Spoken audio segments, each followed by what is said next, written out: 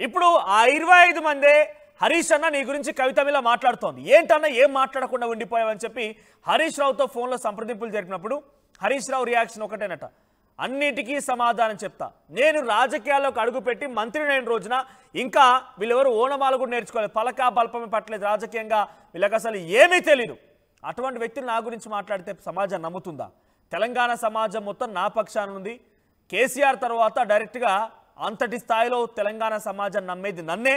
Party కార్యకర్తలు నాపై భరోసా ఉంచండి, నేను ఎటువంటి తప్పు చేయలేదు. కవిత నాపై అనేక రకాలుగా ఆరోపణలు చేసి దీని వెనుక ఎవరు ఆడిస్తున్నారు, ఎలా ఆడిస్తున్నారు మొత్తం నాకు తెలుసు, నేనన్నిటికీ సమాధానం చెప్తానని చెప్పి ఆయన ఫోన్లో సంభాషిస్తూ పార్టీ ముఖ్య నేతలతో మాట్లాడుకొచ్చారట. ఇదిలా ఉంటే సంతోష్ రావు పైన కూడా, రాజ్యసభ సభ్యుడిగా పనిచేసినటువంటి సంతోష్ రావును కూడా ఆ పార్టీలో కొంతమంది వ్యక్తులు దేవుడిలా సంబోధిస్తారట.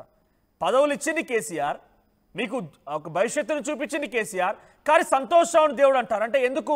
సంతోష్ రావు ఇద్దరు కలిసి అక్రమాలకు పాల్పడ్డందుక. సంతోష్ రావు ముఖ్య అనుచరుడిగా ఉన్నటువంటి పోచంపల్లి శ్రీనివాసరెడ్డి అనే వ్యక్తి ఎమ్మెల్సీగా ప్రస్తుతం కొనసాగుతూ మోకిల దగ్గర మెగా కృష్ణారెడ్డితో కలిసి 750 కోట్ల రూపాయల ప్రాజెక్టు కట్టారు. ఏడికేళ్ళు వచ్చినాయి డబ్బులు. ఈ డబ్బులన్నీ ఎక్కడి నుంచి వచ్చినాయి? నవీన్ రావు అనే వ్యక్తి సంతోష్ రావుని బహిరంగంగానే నా దేవుడు అని సంబోధిస్తాడట. ఎలా దేవుడయ్యాడు? సంతోష్ రావుకు ఉన్నటువంటి పదవి ఏంటి? సంతోష్ రావు చేసే పని ఏంటి? ఆయన ఎలా దేవుడయ్యాడు? సంతోష్ రావు ఏకంగా సిరిసిల్ల నియోజకవర్గంలో కొంతమంది కుటుంబాలు దళిత కుటుంబాలన్నింటినీ కూడా 7 కుటుంబాలని నానా టార్చర్ చేసి 3rd డిగ్రీ ప్రయోగిస్తే ఆ నెపాన్ని, ఆ అపవాదును మొత్తం మోసింది బీఆర్ఎస్ పార్టీ. మా అన్న కేటీఆర్ ఆ అపవాదు మొత్తాన్ని మోసాడు. ఈ గుంట నక్కలు, మేకవన్న పుళ్ళు మొత్తం కూడా కుట్రలు పన్ని అవినీతి అక్రమాలకి మొత్తం వీళ్ళు పాల్పడి అమాయకుడైనటువంటి మా నాన్న పైన ఈ రకమైనటువంటి దుష్ప్రచారం చేసి ప్రయత్నం చేస్తున్నారు. రేవంత్ రెడ్డితో కలిసి హరీష్ రావు, సంతోష్ రావు మా నాన్నపై కుట్రలు బానుతున్నారని చెప్పి కవిత మాట్లాడుకొచ్చారు. ఒకసారి సంతోష్ రావు పైన కవిత ఏం మాట్లాడారో చూద్దాం. ఇక పెద్ద సార్కు నీడలాగా సంతోష్ రావు గారు ఉంటారు. ఇక సంతోష్ రావు గారి గురించి 2 నిమిషాలు చెప్తాను. అంత పెద్ద సీనున్న మనిషి కాదు, కానీ చెప్పాలి. ఎందుకంటే కూరల ఉప్పు ఎట్లుంటుందో ఈయన అట్లా అన్నట్టు, ప్రతి దాంట్లో చెడగొట్టడానికి కొంచెం ఉండాలి కదా, అట్లాంటి వాడు. కాబట్టి చెప్పక తప్పదు ఈయన గురించి. చెప్పులో రాయి చెవులో జోరిగా అంటాం కదా, అట్లాంటి టైపు. కాబట్టి ఖచ్చితంగా చెప్పాలి. విషయం ఏంటంటే ఈయన ధనదాహం ఎట్లాంటిదంటే సంతోష్ రావు గారిది, రామన్న కాన్స్టిట్యున్సీ, కేటీఆర్ అన్న కాన్స్టిట్యున్సీ నేరెళ్లలో ఇసుకలారీ గుద్ది ఒక దళిత బిడ్డ చనిపోతారు. సరే, దాని మీద పాపం అక్కడ ఆ రోజు అందరు యాజిటేషన్ చేస్తే ఈయన సంతాన అడ్వాంటేజ్ ఏంది, ఈడ కూర్చుంటాడు కదా సార్ దగ్గర, సీఎంఓలకి వెళ్ళి ఫోన్ చేసి అక్కడ ఉన్న పోలీసు వాళ్ళందరినీ ఒత్తిడి పెట్టి 7 దళిత బిడ్డల్ని కొట్టినరండి. 3-4 సార్లు 3rd డిగ్రీ వేస్తే ఇలా 7 కుటుంబాలు కూడా వాళ్ళు ఎందుకు కూడా ఏ పని చేసుకోలేనటువంటి పరిస్థితులలో ఆ దళిత బిడ్డలు ఉన్నారు. అది మొత్తం రాజకీయంగా బ్లేమ్ అంతా రామన్న మీదకి వచ్చి, ధనదాహమేమో సంతన్నది, నేరం చేసిందేమో సంతన్న, వీడికెళ్ళి ఫోన్లు చేసి ఒత్తిడి చేసి కొట్టిపించిందేమో సంతన్న, చెడ్డ పేరేమో రామన్నకు వస్తుంది. ఈ ఎగ్జాంపుల్ చెప్పడం కోసమే నేను ఈయన గురించి చెప్తున్నా, వేరే ఏం లేదు. ఇక సరే, టానిక్ వీనిక్ ఈ వీటిలో వచ్చిన కేసులు ఏమవుతాయి? రేవంత్ రెడ్డి గారు ఆర్భాటంగా ఒక అనౌన్స్మెంట్ చేస్తారు. నేను ఇంతకుముందు చెప్పిన కదా, మ్యాచ్ ఫిక్సింగ్ ఎట్లుంటుందంటే 1 డే న్యూస్ అవుతుంది, టానిక్లో ఈయన మీద కేసు పెట్టిరని. 3వ రోజు పోలీసు వాళ్ళు ఎఫ్ఐఆర్ కొట్టేసారు. అది మీరు ఇంకా కనుక్కోండి. కాజ్ చేసేసారు, కేసు మూసేసారు. ఏం అండర్స్టాండింగ్ ఉంది, ఎందుకు మూసేసారు? At the same time Harithaharam, తెలంగాణకు హరితహారం అని పెద్దలు కేసీఆర్ గారు పెద్ద కళతోని 230 కోట్లు అక్కడ గోబీ డెజర్ట్లో వాళ్ళు చెట్లు పెట్టి చైనాను కాపాడుకున్నారు. మనం అదే స్థాయిలో తెలంగాణను బాగు చేసుకోవాలని పెద్దసారి హరితహారం అని పెడితే ఈయన దానికి నకిలీ ప్రోగ్రామ్ గ్రీన్ ఇండియా ఛాలెంజ్ అని పెడతాడు. తెల్లారులేస్తే సినిమా వాళ్ళని తీసుకురావాలి, రోజు ఒక ఫోటో వేసుకోవాలి. దాని వెనుక ఉన్న కుట్ర ఏంటంటే జీవో అమెండ్మెంట్ అవుతుంది సంతోష్ గారి గురించి. ఆ ఫారెస్ట్లను 10% ఇన్కమ్ ఎవరన్నా ఇస్తే అమ్యూజ్మెంట్ పార్క్లకు ఇస్తారన్నట్టు. దానికోసం జీవో అమెండ్ అవుతుంది. దానికి ప్రభాస్ గారిని, చిరంజీవి గారిని, అనేక మంది సినిమా స్టార్లను మోసం చేసి వాళ్ళని తీసుకుపోయి వాళ్ళతో ఫోటోలకు పోజులు ఇప్పించి ఫారెస్ట్లను కొట్టేయాలని ప్లాన్ అయినది. అంటే ఒక పక్క సంతోష్ రావు గ్యాంగు, ఇంకో పక్క హరీష్ రావు గ్యాంగు 100కు 100% రేవంత్ రెడ్డి గారితో, ఇక్కడ ఉన్న కాంగ్రెస్ ప్రభుత్వంతో, అవసరమైన సందర్భంలో పైన బీజేపీతోని వాళ్ళు కోఆర్డినేషన్లో ఉండి బీఆర్ఎస్ పార్టీకి జలగల్లాగా పట్టి పీడుస్తున్నారు. నిరంతరం బీఆర్ఎస్ పార్టీకి నష్టం చేస్తారు. ఒకవైపు అప్పటి ముఖ్యమంత్రి కేసీఆర్ గారేమో హరితహారం పేరిట కార్యక్రమాన్ని చేస్తే ఈయన గ్రీన్ ఇండియా ఛాలెంజ్ చేశారు. రోజో సినిమా వాళ్ళని బట్టుకు రావాలి, హీరోయిన్ బట్టుకు రావాలి, చెట్టు పెట్టాలి, ఫోటో తీసుకోవాలి, పబ్లిసిటీ చేయాలి. ధనదాహంతో వీరిద్దరు కూడా ధనదాహంతో రెచ్చిపోయారని చెప్పి కవిత సంబోధించారు. సంతోష్ రావు నాకు తెలిసి బయటకు వచ్చి పెద్దగా మాట్లాడకపోవచ్చు, వీటికి ఎక్కడ కూడా రెస్పాండ్ అవ్వకపోవచ్చు, కానీ డెఫినెట్గా హరీష్ రావు అయితే అంతకంతకు సమాధానం చెప్తారని మాత్రం చాలా స్పష్టంగా ఆ పార్టీ నాయకుల నుంచి వస్తున్నటువంటి సమాచారం. సో ముఖ్య నాయకులు, ముఖ్య అనుచరులు, పార్టీలో ఆయన తను నమ్ముకున్న ఎమ్మెల్యేలంతా కూడా ఇప్పుడు కవిత పైన ఆగ్రహంతో రగిలిపోతూ ఉన్నారు. ధనదాహం, గుంట నక్కలు ఇటువంటి వ్యాఖ్యలను ఉపయోగించింది హరీష్ రావు సంతోష్ రావుల పైన. ఏకంగా చాలా తప్పులు చేస్తే తప్పులేంటి కూడా మోసింది కేసీఆర్ గారు, కేటీఆర్ గారు. మేమైతే ధనదాహంతో ధనాన్ని సంపాదించుకుని మాత్రం వీళ్ళని చెప్పి సంతోష్ హరీష్ రావుల పైన ఆగ్రహంతో రగిలిపోయింది కవిత. ఆ స్టేట్మెంట్స్ కూడా చాలా సంచలనంగా ఘంటాపదంగా చెప్పుకొచ్చారు. సో మా ప్రతినిధి మధు కూడా ఫోన్లో సిద్ధంగా ఉంటారు. మధు, సో ఇప్పుడు రేపటి రోజున హరీష్ రావు ఏం చేయబోతున్నారు? నాకు తెలిసి సంతోష్ రావు పెద్దగా రియాక్ట్ అవ్వకపోవచ్చు, కేసీఆర్ డైరెక్షన్లో ఉంటారు కాబట్టి పెద్ద ఎక్కడ కూడా ఆయన అంత బయటకు వచ్చి ఎప్పుడు కూడా ఆయన ఈ 10 ఏళ్ల పాటుగా మీడియా సమావేశంలో పాల్గొన్నట్టుగా, మీడియా అడ్రస్ చేసినట్టుగా దాఖలాలు లేవు. సో ఈసారైనా ఆయన మాట్లాడతారా? హరితహారం పేరిట కేసీఆర్ గారు తీసుకొస్తే దాన్ని గ్రీన్ ఇండియా ఛాలెంజ్ చెప్పి హీరోలను తీసుకొచ్చి ఫోటోలు తీయాలి, దానికో కొత్త తెరలేపాలి. ధనదాహంతో ఇష్టం ఉన్నదల్లా అక్రమంగా సంపాదించింది ఆయన. సిరిసిల్లలో 7 కుటుంబాలని చాలా దుర్మార్గంగా ఫోన్ చేయించి 3rd డిగ్రీ ప్రయోగించింది ఆయన అని చెప్పి సంతోష్ రావుపై మాట్లాడుకొచ్చింది. హరీష్ రావుని గుంటనక్క అంటూ కూడా సంబోధించినట్టుగా మాట్లాడుకొచ్చారు తను ఇండైరెక్ట్గా. సో ఇప్పుడు ఎవరు రెస్పాండ్ అవ్వబోతున్నారు? ఏ రకంగా రెస్పాన్స్ వచ్చే అవకాశం ఉంది?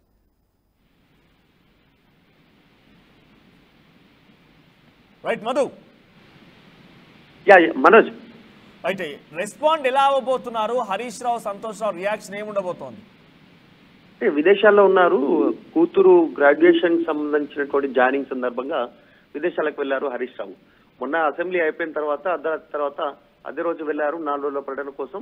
ఈ రోజు సాయంత్రం ఏంటంటే రేపు ఉదయానికి రీచ్ ఉన్నట్టుగా తెలుస్తా ఉంది. ఇంకా పూర్తి సమాచారం రావాలి హరీష్ రావు ఎప్పుడు హైదరాబాద్ రీచ్ అవుతారని. రీచ్ అయిన వెంటనే ఖచ్చితంగా కవిత వ్యాఖ్యలపైన రెస్పాండ్ కావాల్సినటువంటి సిచ్యువేషన్ తప్పని పరిస్థితి ఏర్పడింది.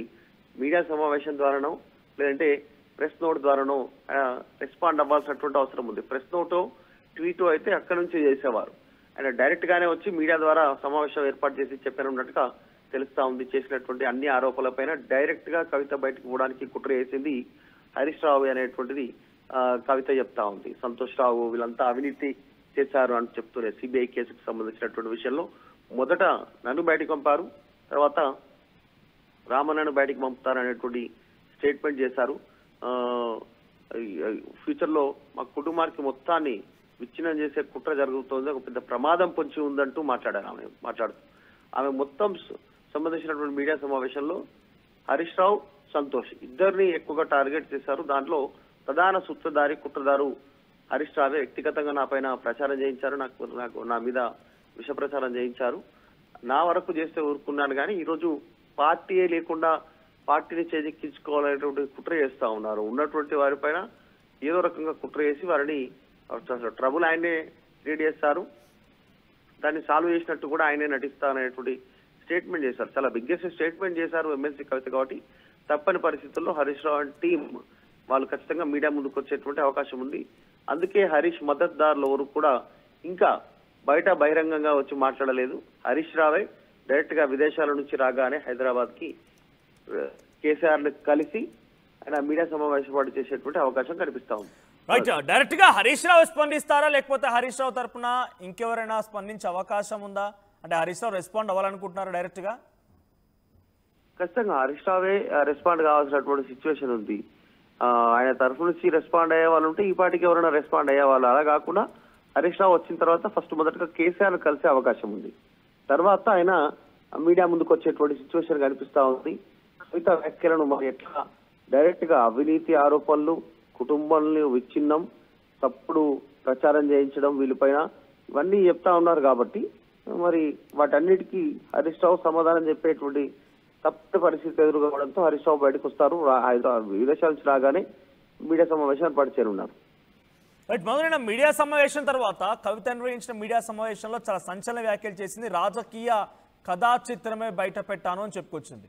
సో రాజకీయ కథా చిత్రం వరకు మాత్రమే మాట్లాడుకొచ్చాను, కుటుంబం గురించి మాట్లాడితే చాలా మాట్లాడాల్సి వస్తుందని చెప్పుకొచ్చే ప్రయత్నం చేస్తే రేపటి రోజున కుటుంబం గురించి మాట్లాడే పరిస్థితి వస్తే ఫోన్ టాపింగ్ అంశాలు ఉన్నాయి. ఇంకా రకరకాలుగా హీరోయిన్ల ఫోన్ ట్యాప్ చేశారని, కొన్ని కుట్రలు కుతంత్రాలు చేశారని రకరకాల ఆరోపణలు ఉన్నాయి కాబట్టి వాటి గురించి మాట్లాడే అవకాశం ఉందా? నిన్న మీడియా చిట్చాట్లో కవిత ఇంకా చాలా అంశాలు మాట్లాడినట్టు తెలుస్తోంది. రాజకీయ కథా చిత్రం తర్వాత కుటుంబ కథా చిత్రం ఏ రకంగా ఉండబోతోంది? ఎగ్జాక్ట్లీ, అంటే రాజకీయ అంటే పార్టీ పరంగా పార్టీకి నష్టం జరుగుతున్నటువంటి అంశాలపైనే రెస్పాండ్ అయ్యాను, మాట్లాడితే చాలా డేటా ఉంది అంటూ మాట్లాడారు ఆమె. ఆ దగ్గర మొత్తం చిట్టా ఉంది, అందరికి సంబంధించిన సమాచారం ఉంది, కాకపోతే అది చెప్తే బీఆర్ఎస్ లో ఉన్నటువంటి నాయకులు ఇబ్బంది పడతారంటూ ఆమె ఓపెన్ అయ్యారు. కానీ నిన్న హరీష్ రావును టార్గెట్ చేసినటువంటి సందర్భంలో, సంతోష్ రావును టార్గెట్ చేసి మాట్లాడుతున్న సందర్భంలో మాత్రమే ఒక్క ఎగ్జాంపుల్ తీసుకున్నారు. పల్లా రాజేశ్వర రెడ్డికి సంబంధించిన పేరు, గతంలో ఆయన పంపినటువంటి మెసేజ్, ఇవి తీసుకున్నారు. ఎందుకంటే అక్రమంగా 750 కోట్లతో ఒక విల్లాస్ నిర్మిస్తా ఉన్నారు అక్కడ అనేటువంటి ఒక వెంచర్ ప్రాజెక్ట్ చేపడతా ఉన్నారు. సో ఇన్ని డబ్బులు ఎక్కడి నుంచి వచ్చాయి? సంతోష్ రావే వెనకాల బినామీ ఉండి పోచంపల్లి శ్రీనివాస్ రెడ్డితో ఇవన్నీ చేయిస్తా ఉన్నటువంటి స్టేట్మెంట్ చేశారు. సో ఇంకా కూడా మరి సమాచారం ఉంటుంది కదా మీ దగ్గర అన్నట్టు మీడియా అడిగినటువంటి క్వశ్చన్ ఆమె సమాధానం చెప్పారు. చాలా ఉంది, కాకపోతే మొత్తం బయట చెప్పలేను, సందర్భం వచ్చినప్పుడు చెప్పడానికి సిద్ధంగా ఉన్నానంటూ స్టేట్మెంట్ చేశారు. ఆమె చేసినటువంటి కామెంట్స్ పైన హరీష్ రావు తప్పని పరిస్థితుల్లో రెస్పాండ్ కావాల్సినటువంటి సిచ్యువేషన్ ఏర్పడేది. మనసు right, thank you Madhu. So RTV connect చేసిన ఈ పోల్లో మీ సపోర్ట్ ఎవరికి? మీ సపోర్ట్ ఎవరికి అని అంటే 40% మంది కవితకు సపోర్ట్ చేస్తామంటున్నారు, 60% మంది హరీష్ రావుకి సపోర్ట్ చేస్తామంటున్నారు.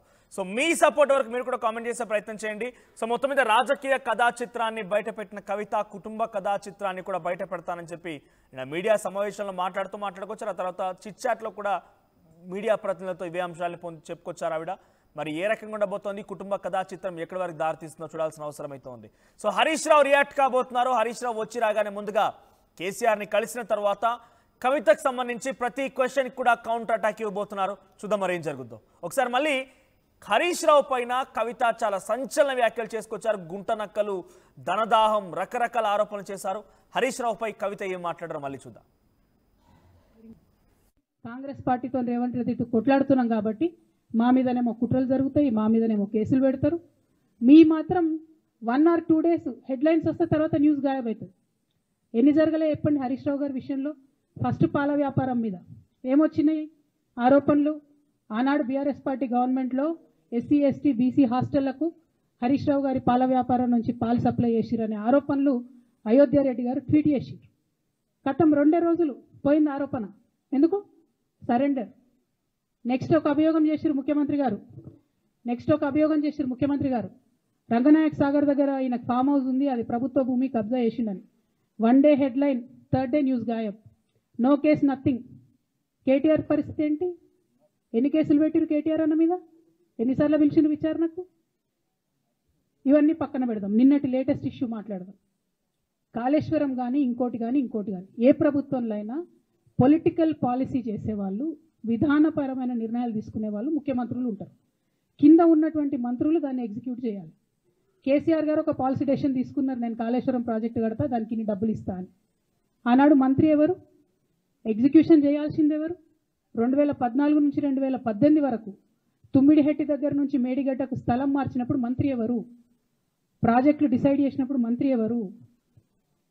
అన్ని మీటింగ్లు, టెక్నికల్ ఇష్యూస్ చూసుకోవాల్సింది ఎవరు? ఇవన్నీ రేవంత్ రెడ్డి గారు మాట్లాడారు. నేను మొత్తం అసెంబ్లీ స్పీచ్ చూడరు మీరు, వీళ్ళ మ్యాచ్ ఫిక్సింగ్ అనేది మీకు తెలిసిపోతుంది. ఏం మాట్లాడరు ఆయన. ఎంతసేపు కేసీఆర్ కాళేశ్వరం కట్టిండు, కేసీఆర్ కుటుంబం 1,00,000 కోట్లు తిన్నది. అరే 2007 నుంచి ఇప్పటివరకు కాళేశ్వరం 1,00,000 కోట్లు కూడా ఖర్చు కాలేదు. 1,00,000 కోట్లు ఖర్చు కాని ప్రాజెక్టులో 40 లక్షల ఎకరాలకు నీళ్ళియంగా కూడా 1,00,000 కోట్ల అవినీతి అయింది అంటారు రేవంత్ రెడ్డి గారు. దాన్ని మళ్ళీ ఓన్లీ కేసీఆర్ గారి గురించి చెప్తారు, హరీష్ రావు గారి గురించి మాట్లాడరు. ఎందుకంటే ఇంటర్నల్ అండర్స్టాండింగ్ ఉంది వీళ్ళిద్దరికి. ఇంకా గమ్మత్ ఏంటంటే ఇదే హరీష్ రావు గారు వాళ్ళ ఫాలోవర్స్ అంతా నిన్నటి నుంచి చెప్తున్నారు హరీష్ అన్న చాలా కష్టపడ్డాడు, డే 1 నుంచి ఉన్నాడు అని. డే 1 నుంచి లేడండి. చాలామంది రిపోర్టర్లకు తెలుసు, సీనియర్ రిపోర్టర్లకు. డే 1 నుంచి లేరు. పెద్దసారు టీడీపీ నుంచి బయటకు వస్తుంటే మామయ్య మనకెందుకు, డిప్యూటీ సీఎం మనం ఎందుకు రాజీనామా చేయాలి, ఈ ఉద్యమం ఏమవుతుందో, ఈ పార్టీ ఏమవుతుందో మనకు రిస్క్ ఎందుకని ఆనాడు ఈనాడు పేపర్లో వచ్చింది. 1,50,00,000 రూపాయలు తీసుకొని వ్యాపారం చేసుకుందామని హరీష్ రావు గారు ఎక్కడికో పోయిందని కూడా వచ్చింది. కటింగ్ కోసం వెతికిన దొరికినప్పుడు ఎప్పుడో ట్వీట్ చేస్తుంది దాన్ని.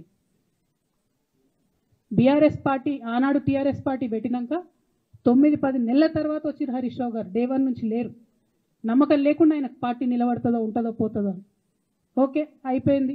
రాగానే సారు పెద్ద హృదయం కాబట్టి క్షమించిర్రు, దగ్గర తీసుకున్నారు, ఎమ్మెల్యే కాకముందే మంత్రి ఇచ్చిర్రు, అన్ని రకాలుగా ఆదరించిర్రు, అన్నీ చేసిండ్రు. ఎప్పుడైతే పార్టీకి ఒక్క క్షణం చెడ్డ పేరు వచ్చిందో ఎక్కడ పోయిండండి ఈయన? చక్కా పోయి వైఎస్ రాజశేఖర రెడ్డిని కలవలే? మీ అందరికి గుర్తులేదా ఆ ఫోటో? సీనియర్ నాయకులందరికీ బాగా మాట్లాడతారు, అన్ని దగ్గర ఉన్నా, నేనే ఉన్నా, నేను ఎక్కడ లేను. నిన్న పాపం చాలా మంది ఈ కొత్త కొత్త సోషల్ మీడియా పిల్లలు ఉన్నట్టు వాళ్ళకి హిస్టరీ తెలియదు అనుకుంటా, అందుకే చెప్తున్నా ఇవాళ. అదేవిధంగా నేను పెద్ద ట్రబుల్ షూటర్ అంటారు. ట్రబుల్ షూటర్ కాదు, ఈజ్ అ బబుల్ షూటర్. ఆయన ఏంటంటే ట్రబుల్ ఆయన్నే క్రియేట్ చేస్తాడు, చేసి నేనే సాల్వ్ చేసినట్టు నటిస్తాడు.